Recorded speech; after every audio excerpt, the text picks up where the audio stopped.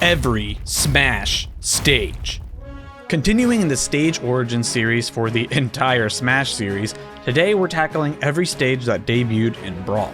This is where the stages definitely start to get far more complex, implementing unique mechanics and really ramping up both the background characters and hazards that are in the game. So let's not delay anymore and let's just jump right in.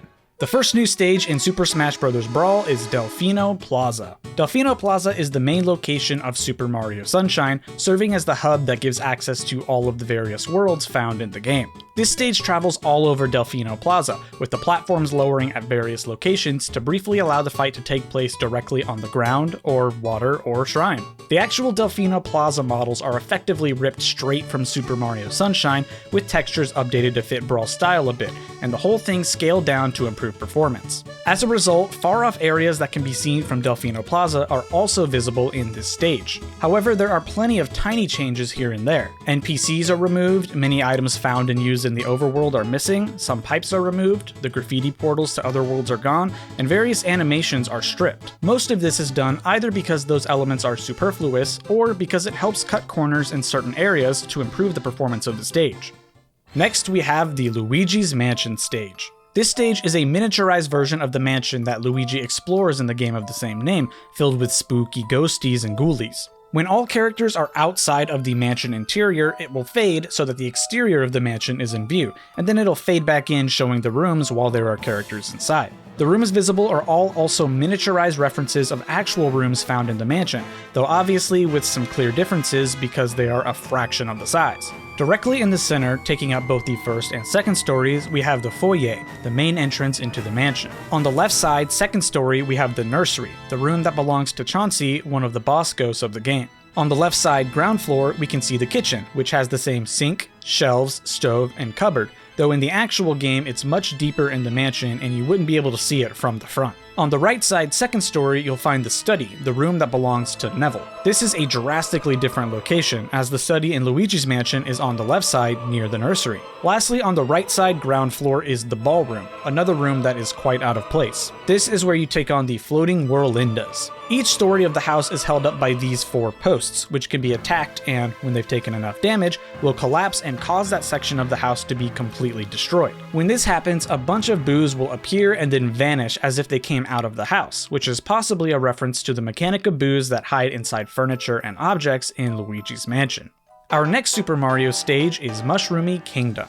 In Brawl, this stage has 2 completely different forms, a 1-1 form and a 1-2 form. Both variants of this stage are 1-to-1 creations of the first 2 levels of Super Mario Bros. The only exception is that there are no shortcuts available, so pipes or hidden blocks will not lead you anywhere, so you can't access bonus rooms. Both forms of this stage look totally run down, with 1-1 given a desolate desert theme, and 1-2 given a sort of hidden ruins vibe. According to the Brawl Dojo website, the ancient vibe was chosen for Mushroomy Kingdom to indicate just how long it had been since Super Mario Bros. Had been released, with Brawl coming out 23 years after the release of Super Mario Bros. Both forms of this stage are auto side-scrollers. Additionally, they loop infinitely, so that when the flagpole or end pipe are reached, the stage naturally approaches the beginning of the level again. Like previous Super Mario series stages, hitting item blocks while items are enabled will result in a random item popping out of them. Under normal circumstances, the form you get when selecting this stage is completely random. However, you can force one form or the other by holding down a button while selecting the stage. While 1-1 has returned in future Smash games, for some reason 1-2 never returned after Brawl, leaving 1-1 the de facto standard form of Mushroomy Kingdom. Next up, we have the stage known as Mario Circuit. This stage is a rather basic Mario Kart inspired stage that loops around in a figure 8. One part of the stage has the track on the bottom, while the upper half has platforms that serve as jump ramps for the upper part of the track. Actual kart racers also appear on this stage, all of which are Shy Guys. These racers can be hit with attacks or can slam into players as they drive past. All of the drivers being Shy Guys is likely a reference to the download play features in both Mario Kart DS and Mario Kart 7, where a friend could play with you locally on their system without owning the game, only capable of racing as a Shy Guy. The figure 8 design of this stage is taken from Figure 8 Circuit in Mario Kart DS, with similar elements existing in both the game and the stage. In fact, this is even more evident in Ultimate, where the stage was literally renamed to Figure 8 Circuit to avoid confusion with other similarly named stages. In the background, we can see a big Jumbotron, which indicates where the racers on the track currently are, as well as their placements. This idea was taken from the same feature in Mario Kart DS, where you could see a full track overview and current placements on the bottom screen by tapping the touchscreen. They just took that idea and slapped it onto a giant jumbo screen. Next, let's quickly talk about the Mario Brothers stage. This stage is a recreation of the first stage in the arcade game Mario Brothers. Enemies appear from the pipes at the top and make their way down the stage, ultimately entering the pipes at the bottom if left alone. In the arcade game, the ultimate goal is to defeat all of the enemies. In Smash, all of these enemies still spawn, but the goal is obviously still to defeat your opponent. The enemies can be defeated by an attack or by jumping and hitting them from below. While in the arcade game they are defeated, they can be picked up after being attacked in Smash and used as an incredibly powerful item. The stage even has a POW block that will defeat all enemies currently on screen. In Brawl, the sides of the screen serve as the blast zones. In Ultimate, this is still the case. However, now players can also wrap around the screen, walking to the left and appearing on the right, or vice versa, just like in the actual arcade game. However, if a player is hit while crossing this threshold, the blast zones once again take effect and that player will die. For the third time ever, we need to talk about a stage named Yoshi's Island. They really love that name, don't they? This is a fairly straightforward stage. There is basic sloped ground on the bottom with a flat platform above it that regularly tilts back and forth. Like Yoshi's story in Melee, Fly Guys will often fly around on this stage, and with items on, they will again carry food and drop it when attacked. Additionally, we have the inclusion of Blargwitch, which are enemies that were first introduced in Yoshi's Island on the SNES. These are big blob-like creatures that have platforms on their heads, and they'll occasionally appear on the left or right side of the main stage. The big feature of this stage is that it changes form over the course of the match. There are 4 forms in total, each representing a different season: spring, summer, autumn, and winter. Each of these forms match seasons that are found in levels of Yoshi's Island. They've simply been combined into a single stage. There is no season-changing stage in the game, this is just a creative liberty on the part of the Smash development team. And the next stage we're going to quickly tackle is Rumble Falls. Rumble Falls is a giant auto-scrolling level that takes you up the side of a mountain with a waterfall, fighting on various wooden and stone platforms or bridges. This stage is in fact inspired by 2 levels found in Donkey Kong Jungle Beat. The bottom half of this stage is, of course, inspired by the level Rumble Falls, the first level in the Pineapple Kingdom. While the concept of the stage is the same, the platform layout is completely original, along with other elements such as ladders, spikes, and switches. The top half of the stage is inspired by Sky Garden, the second level of the Orange Kingdom. Again, the inspiration for this is mostly taken from the overall concept of the level, with Smash throwing a bunch of its own ideas into it. Like this plane, which doesn't appear anywhere in Jungle Beat. This is another stage that has never returned in any form in future Smash titles.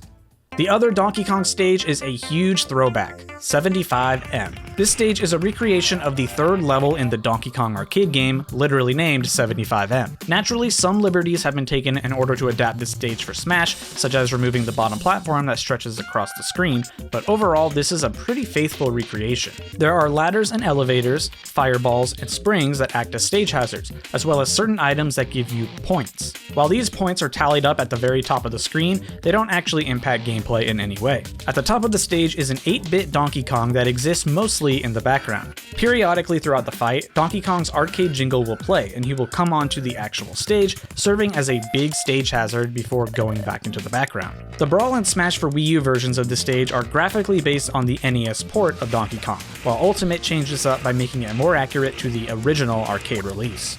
Next, we have the first new Zelda stage in Brawl, the Bridge of Eldin. This is a completely flat, long stage, where in the background you can see Hyrule Castle. This stage is pulled straight from The Legend of Zelda Twilight Princess and plot points that exist around this bridge in the Eldin province. In Twilight Princess, Link crosses this bridge, with a giant section of it being teleported away moments later, making it impossible to go backwards. Later on, this piece is found and restored to the bridge via the Twilight Portal. Even later in the game, Link returns to this bridge to fight the King Bulbin. The Smash version of the stage sort of combines these 2 events into a single one, creating a stage hazard. Periodically, King Bulbin's horn will be heard, and he will ride by from either the left or right side on Lord Bulbo. Sometimes when this happens, King Bulbin will drop a bomb barrel in the center of the stage, which will then explode and destroy the middle chunk of the bridge, just like in Twilight Princess. The Smash game will continue for some time before a Twilight portal will appear above the bridge and restore it to perfection, ready to be destroyed by King Bulbin once again. So clearly the events didn't happen this way in Twilight Princess, but they were sort of mishmashed together to be something slightly Smash original and slightly based on the game of origin. The other new Zelda stage introduced in Brawl was Pirate Ship. While Bridge of Eldin was inspired by Twilight Princess, Pirate Ship comes from the Wind Waker. The main portion of the stage is taken from the pirate ship sailed by Tetra and her pirate crew. It sails along the water, with players able to fall off of it and swim in the water. It also has a catapult that will occasionally launch based on the catapult that Link is flung off of at the Forbidden Fortress. Over the course of the match, multiple different elements will appear in order to interfere with the fight. The first is the King of Red Lions appearing on the right side, not only as a reference to Link's ship and companion in the game, but also as an additional platform that can be fought on. The pirate ship also passes an enemy lookout platform, which will fire bombs at it, which can potentially hit players. The ship can also run aground on a small rocky island. After that, the island apparently will sink back into the ocean, with the ship continuing on its merry way. Finally, the weather will get cloudy and a cyclone will appear in the background before completely engulfing the ship and launching it high into the air above the clouds, where all is calm and you can see a sun and a nice little rainbow. And then it comes all careening back down to the ocean. While this never happened specifically to the pirate ship, Link can perform the Ballad of Gales while on the King of Red Lions, which will use cyclones to warp the pair to various locations around the ocean, so this is most likely the inspiration for this segment of the stage.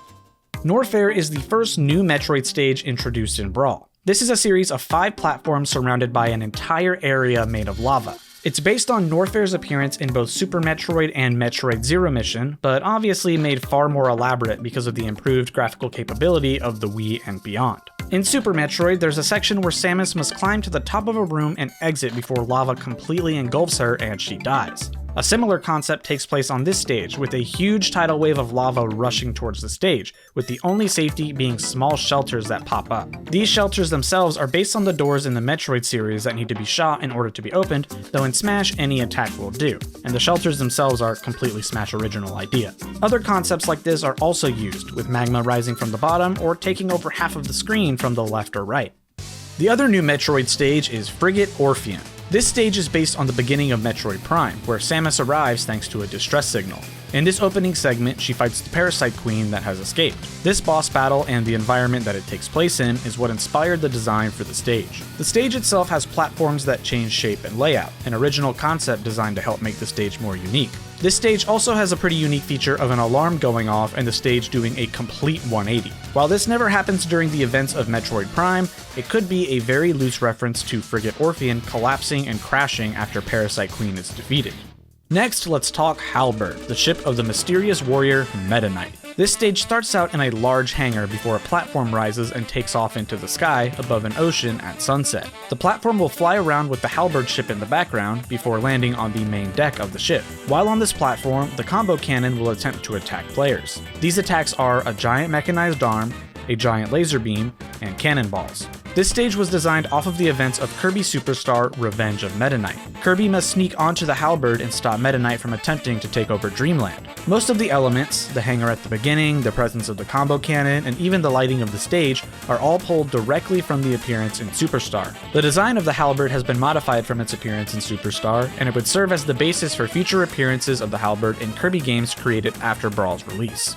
From one flying ship to another, next let's move on to Lylat Cruise. The entire physical stage takes place on the back of a spaceship flying around the events of various space battles. This stage is notorious for its ability to tilt back and forth, providing more immersion for the actual stage, but occasionally impacting the use of certain moves. There are a few events that take place on this stage that are loosely inspired by events in the Star Fox series. The battle between Andross' army and the Cornerian Defense Force from the beginning of Star Fox Assault, any number of appearances of Star Wolf battling Star Fox, and the navigation of ships through asteroid fields. The actual ship that players fight on is a completely Smash original creation, though it was actually given a name, Pleiades, based on the real-life star cluster found 444 light-years from Earth. Interestingly, this is the only Star Fox stage in all of Super Smash Bros. History to not take place atop the Great Fox.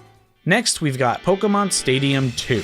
As the name suggests, this is a spiritual successor to Pokemon Stadium from Melee, with the naming convention being taken from the actual Pokemon Stadium series. Layout-wise, the default form of this stage is pretty much exactly the same as Stadium 1, just with a different aesthetic to distinguish the two. The real meat and potatoes of this stage is of course in the transformations, which are all new forms for this sequel stage. Like Stadium 1, they are all based on a Pokemon typing, but unlike Stadium 1, they feature even more changes as well as the presence of Pokemon related to that form's typing. First, we have the Electric form, which seems to be inspired by the power plants found in Pokemon. This form also has conveyor belts on the sides that drag players to the edges, making it difficult to recover. In the background, we also have an Electivire, the evolved form of Electabuzz, and Magnezone, the evolved form of Magneton. Both are electric types, and both are new evolutions introduced for pre-existing Pokemon in Pokemon Diamond and Pearl, the then most recent Pokemon games. Next is a flying form that spawns fans on the floor, which push air currents up and make all of the fighters float in the air,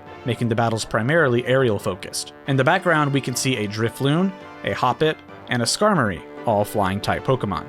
Next, a ground form, which spawns a sort of excavation site where it appears people are hunting for Pokemon fossils, with the Helix fossil seen in a wall and bones found on the ground. It's kind of ironic considering none of the fossil Pokemon are ground type. However, we do have two ground types in the background, Dugtrio in the center, and Cubone up on the scaffolding. Lastly, we have the ice form, which appears to be inspired by a cabin up in the snowy mountains. Ice physics plague this form of the stage, as you would expect. Both Snover and Snorunt are seen on this stage, both ice types and both coincidentally using a snow pun in their names. Our other new Pokemon stage is Spear Pillar.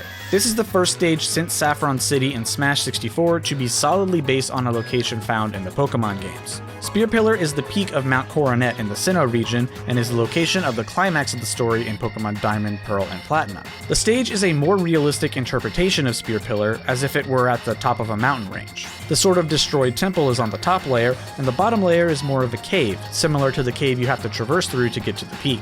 The most notable part of the stage is the pedestal in the center, which can summon one of three Pokemon at random: Dialga, Palkia, or Cresselia.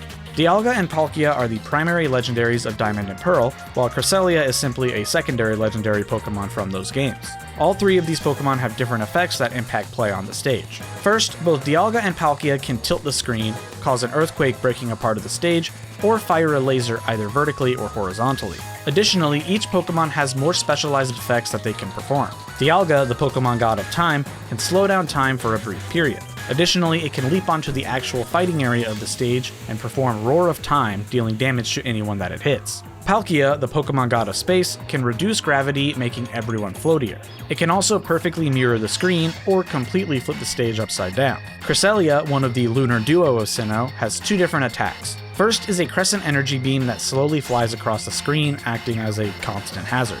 The other is a more concentrated barrage of crescent beams, firing them one by one across the stage. In the background of the stage, it's possible to see one of the three Lake Guardians, another trio of legendary Pokemon from Sinnoh. Uxie, Mesprit, and Azelf can all possibly be seen as a reference to the role that they play during the story segment at Spear Pillar.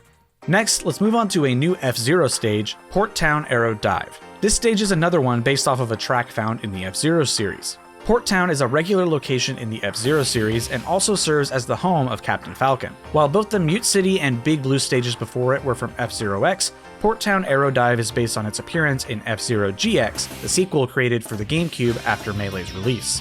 The track as it appears in Smash is ported over directly from F-Zero GX, and as a result is nearly identical to the second race of the Sapphire Cup. The exception is, of course, the platforms that raise and lower throughout different points in the stage for the players to fight on. There are many different sections that the fight takes place on, and as another deviation from other F-Zero stages before it, this one doesn't stop at the same points every time, making each lap effectively unique. Like other F-Zero stages, the vehicles that are participating in the race in the background can and will hit players for massive knockback and damage, and because the stage is based off of GX, the vehicles too use their updated GX designs.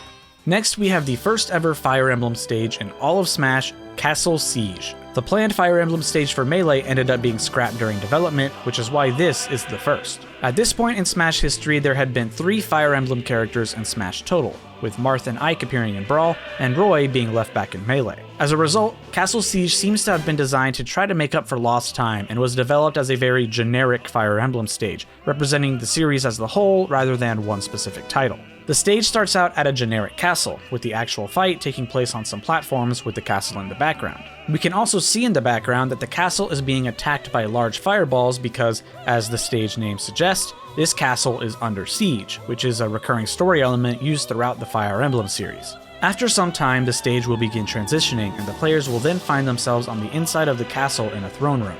The actual fight takes place on giant statues holding up platforms, with the statues capable of being destroyed by attacks, potentially a reference to destructible terrain found in Fire Emblem games. Additionally, in the background we can see the actual focal point of the throne room, with the actual throne visible, surrounded by groups of soldiers. These soldiers are all wearing red armor, which is a nod to the enemy units in Fire Emblem games being red. The actual throne has a character sitting on it. In Brawl and Smash for Wii U, this character is the Black Knight, the antagonist from both Fire Emblem Path of Radiance and Radiant Dawn. In the Smash Ultimate version of the stage though, it's simply a more generic character wearing red armor, possibly replacing the Black Knight due to his addition as an assist trophy. Finally, after this section, we see another transition which takes the players to an underground lava-filled cavern. While also rather generic, the general inspiration for this area is similar areas that Fire Emblem has across multiple games in the series. It's time to clock in and go to work at WarioWare Inc. This stage is a fusion of multiple WarioWare games: WarioWare Inc. Mega Micro Games, WarioWare Twisted, and WarioWare Touched. The core elements of the main stage are a mix of design elements from Wario's house and the Variety Tower, both found in Mega Micro Games. The Variety Tower is a bonus mode that essentially serves as a minigame stamina mode, constantly throwing the player into minigames until they run out of lives. The stage's function in Smash is kinda similar. The Variety Tower will open up and pull the players into a random minigame. Each minigame has a different goal to accomplish, and any players who perform this goal in the allotted time will receive a reward for doing so. Becoming giant, metal, invincible, or healing damage are all rewards that can be won. Failing the minigame will simply result in the player receiving nothing. There are 9 total minigames available on this stage, which are the following. Aerospace. Here the goal is simply to avoid getting hit by any arrows. Blowing up. Here the goal is to pop all of the poppers, and if done, everyone who popped one will receive a reward. Crackdown. A character in the background will ready his hammer and slam it on a mountain. The player must time their jump so that they are in the air when this hammer is slammed. Anyone touching the ground will be buried and will not receive a reward. Crazy Cars. The goal for this game is to avoid a car that will come speeding by, with the direction indicated ahead of it. Don't move. In order to win, players must not execute any inputs once the microgame begins. Kitty Cover. Here, a cat is underneath an umbrella while it's raining. Players need to stay dry underneath the umbrella. Additionally, the rain does gradual damage if you're hit by it. Winning the microgame is determined by not taking any damage from the rain. Lose your marble. A block of marble sits in a blank area, and players' attacks will chisel it to reveal a sculpture beneath. The sculpture must be fully revealed in order for the microgame to be won, with everyone who participated receiving a reward. The sculptures underneath are taken from WarioWare Touched, with 3 possibilities: Michelangelo's statue of David wearing a Speedo, an Easter Island head, or a toilet. Soul Man. This microgame spawns players out in an open field area, and a shadow will appear before a giant foot slams down and buries any players who are hit. Avoiding the foot results in a win. And lastly, Taunt. Jimmy T is seen in the background through a camera viewfinder, and players must taunt at the same time the picture's being taken in order to win the game. With the exception of Don't Move and Taunt, every microgame is taken from a real microgame in the WarioWare series, and just adjusted a little bit for Smash.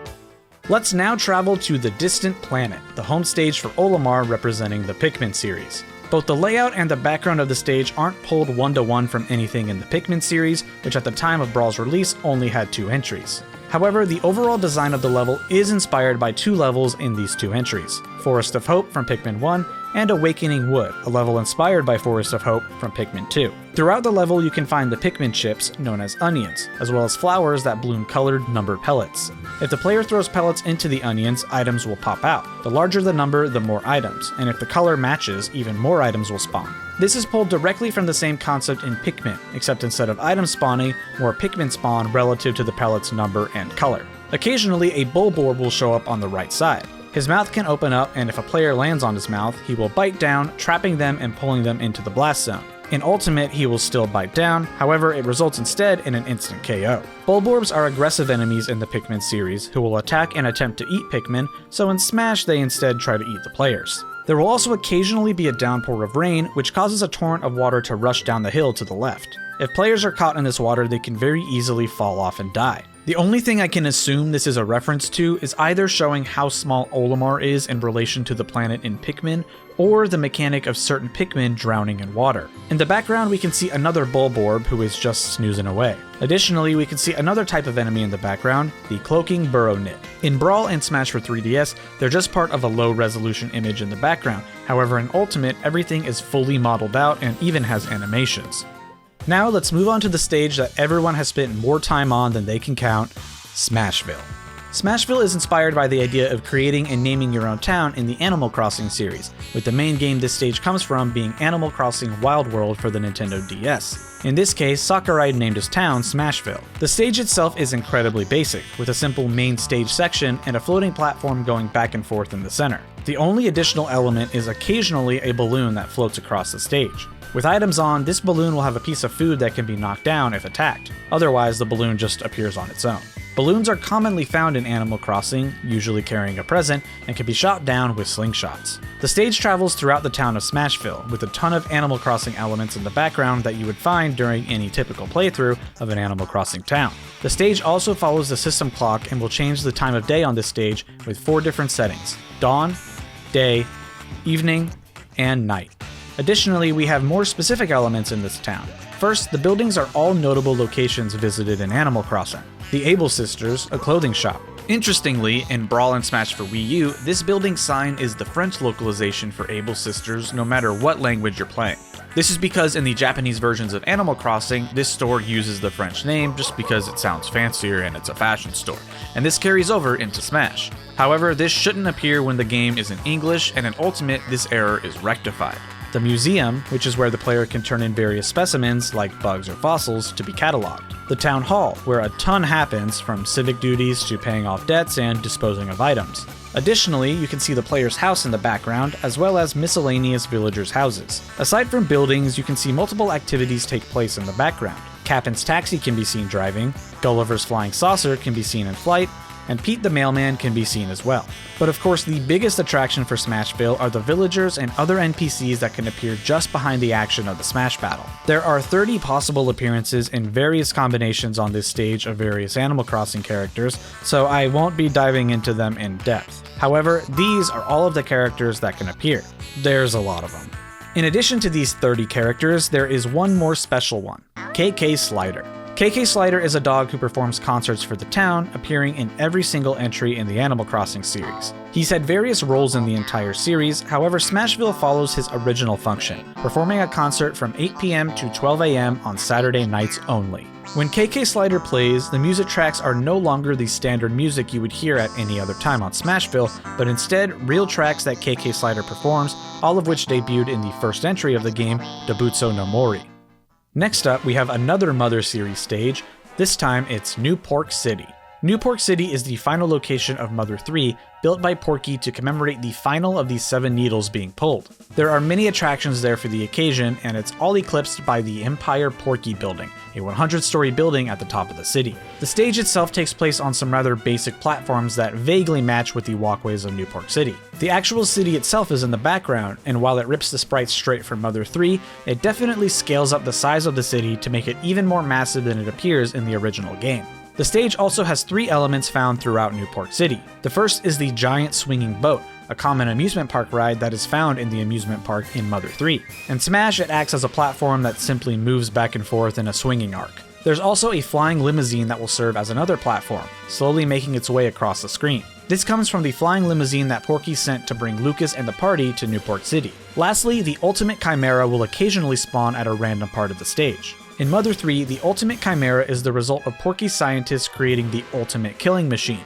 with fleeing the only course of action when faced with it. Likewise, in Smash, you don't want to be attacked by the Ultimate Chimera.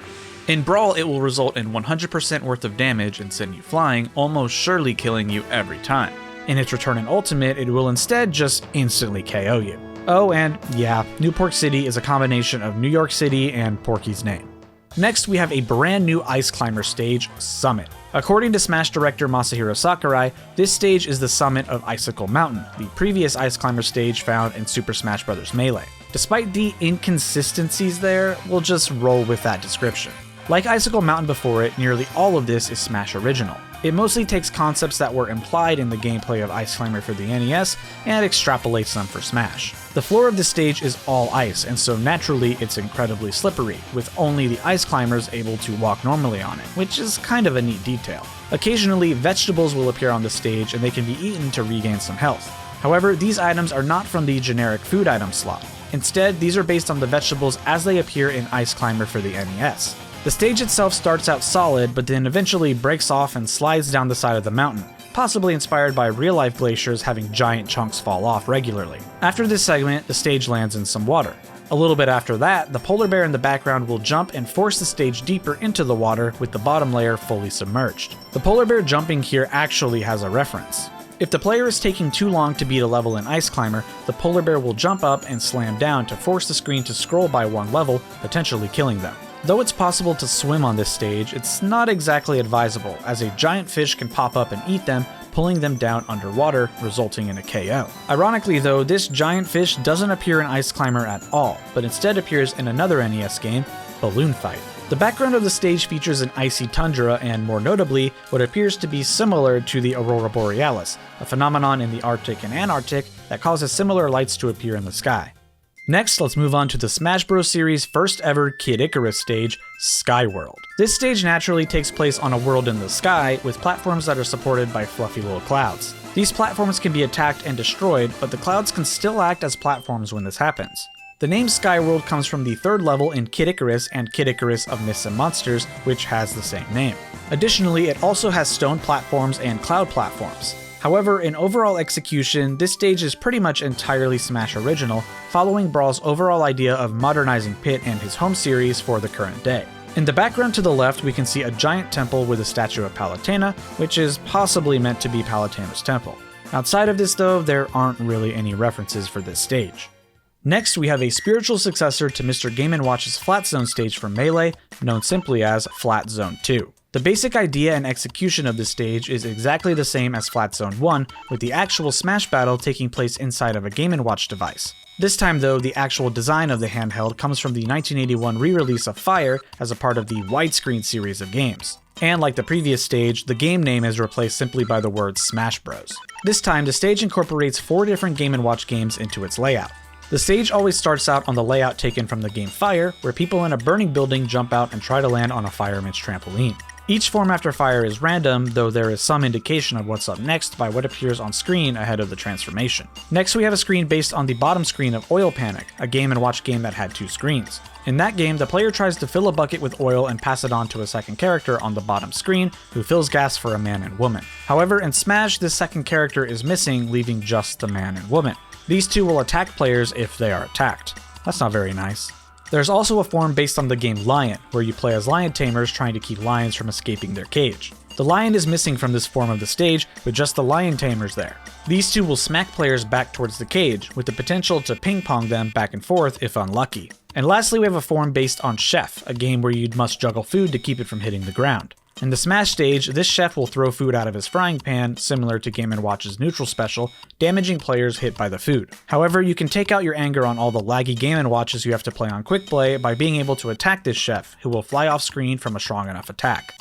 Our next stage is a super unique one, and one of my favorites, PictoChat. This is inspired by the small application found on the Nintendo DS, which was a chat room of sorts that could be used with other DS owners using the local communication of the console. It could be used to type out messages, but more importantly, it could be used to draw little pictures, which is what most people ended up using it for. This stage relies heavily on the drawing aspect of the app. The only platform that exists is this solid black one at the bottom, which doubles as a reference to the now entering prompt that would appear in PictoChat, though this of course states the characters' names rather than a user's name. The entire rest of the stage is drawn out by some invisible god user, serving as the rest of the platforms and hazards. For example, there's a pendulum that swings back and forth, a whale spouting water that will blast players upwards, or wind that gets drawn and slightly pushes players to one side, sorta like Wispy Woods. There are 27 total drawings in this stage that I won't bore you with, since they're all pretty much Smash original, just with some cute ideas for hazards that no other stage could really have. The one exception is a drawing of a piranha plant, obviously based on the Mario enemy. Its sharp teeth act as hitboxes and do high knockback if hit by them. Not only does this stage represent a series that has no fighters, it also doesn't return in its current form in any game beyond Brawl. kinda, but we'll get into that later. Another stage from a series with no fighters is Hanenbow, this neon green headache waiting to happen. This stage comes to us from the video game Electroplankton, an interactive music game developed for the Nintendo DS. This game allowed the player to interact with small plankton and manipulate the environment to create different music. There were multiple scenarios available in the game, one of which was entitled Hanenbow, where the player could arrange and rearrange leaves on a tree for the Hanenbow creatures to bounce off of. The stage in Smash combines two tiers of Hanenbow into a single entity. The creatures are a background element and will actually bounce off of the leaves, making noises. Players' attacks will change the leaves' orientation, which impacts how the Hanenbow bounce around and as a result changes the sound of the tones. In Brawl, this is the only source of music on the stage, though in Ultimate, actual music can be played as well. It's a rather straightforward stage, but I think it was really clever to essentially recreate Electroplankton's entire mechanic inside of Smash and have it be impacted by characters' attacks. It's really quite neat, even if I personally kind of find it annoying to play on sometimes.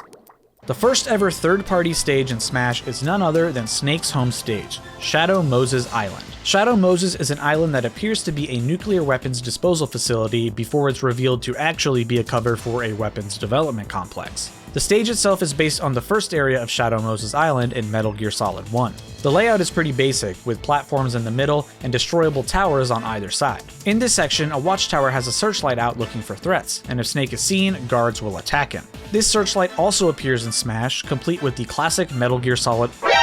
The light will then continue to follow the player who was seen by it for a bit, but nothing happens with it. It's just a kind of fun immersive detail for the stage. The building in the background will occasionally explode, with the possibility of several Metal Gears being the cause. The Metal Gear Rex, the mech that Snake was sent to destroy on Shadow Moses Island in Metal Gear Solid 1, the Metal Gear Ray, another recurring mech that appears on the island in Metal Gear Solid 4, or two geckos, smaller mechs that were designed for use in ground combat, which also first appeared in Metal Gear Solid 4. Interestingly though, both the design for the geckos and the appearance of the Metal Gear Ray on Shadow Moses Island first debuted in Smash, as the release of Brawl precedes the release of Metal Gear Solid 4 by 5 months.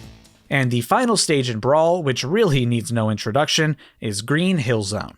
Green Hill Zone is the very first level in the very first Sonic the Hedgehog game, and, well, lots of Sonic games after that, and it's essentially synonymous with Sonic himself. The playable area of the stage loosely comes from a section in the opening of Green Hill Zone Act 1 from Sonic the Hedgehog.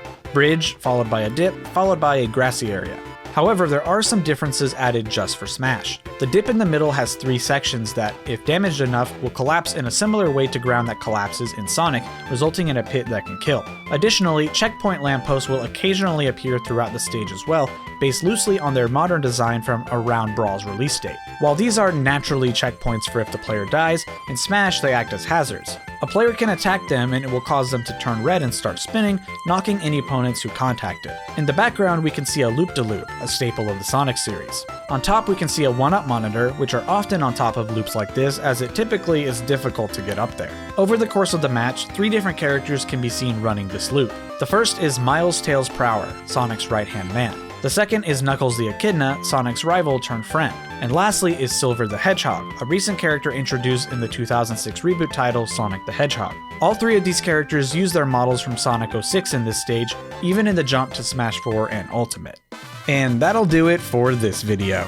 Tons covered in this one, and we have so much more to tackle with both Smash for 3DS and Smash for Wii U just on the horizon. I want to thank you guys for watching. If you enjoyed, please be sure to hit that like button, and I will see you guys next time. Peace out, and please remember to be good to one another.